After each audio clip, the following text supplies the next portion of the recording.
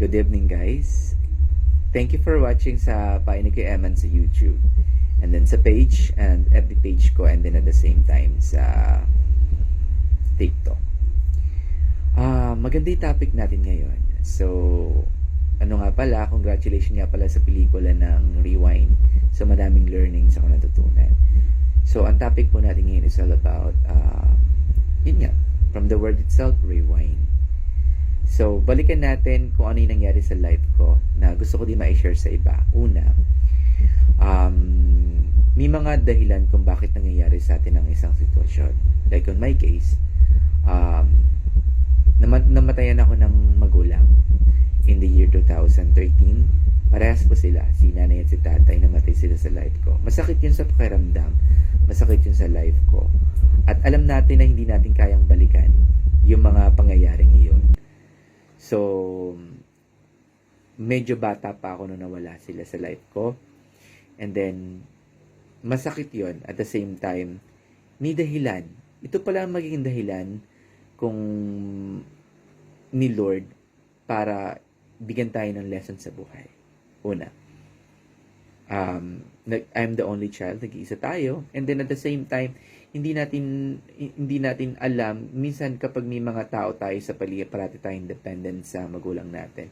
So, okay lang sa atin yun. Kasi nandyan pa sila. Marirealize lang natin yung importance at kahalagan nila kapag hindi na natin sila nakikita. On my case, kinuha ni Lord ang magulang ko kasi may gusto silang iparanas at gusto silang iparating sa atin. Personally sa akin. Kasi kung buhay pa sila until the moment, until ngayon, siguro hindi ganito yung life. Hindi ko makikilala yung misis ko at hindi ganito yung estado ng life ko. At hindi ko mararating kung ano ang meron ako.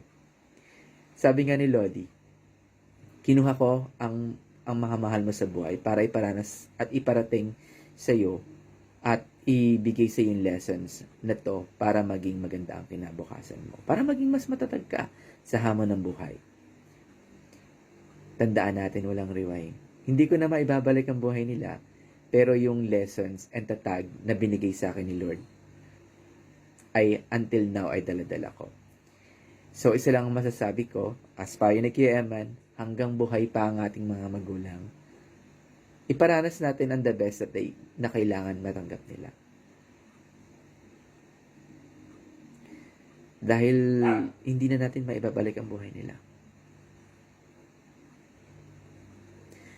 Yun dapat na pagmamahal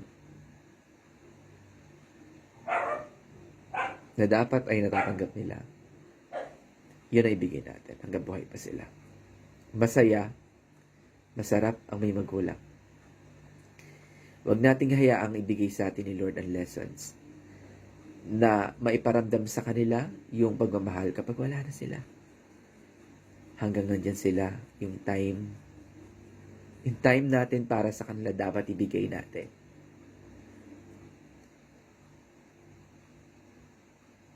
Ako nag-iisa lang ako at kinaya ko lahat. Pero kapag mas marami tulong-tulong, magiging magaan ang buhay.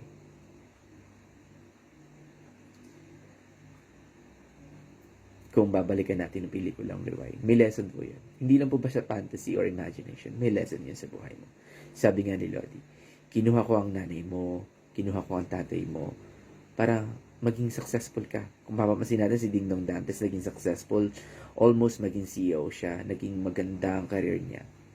Hinahalin tulad ko ang sarili ko sa kanya. Kasi, mahirap ng buhay na.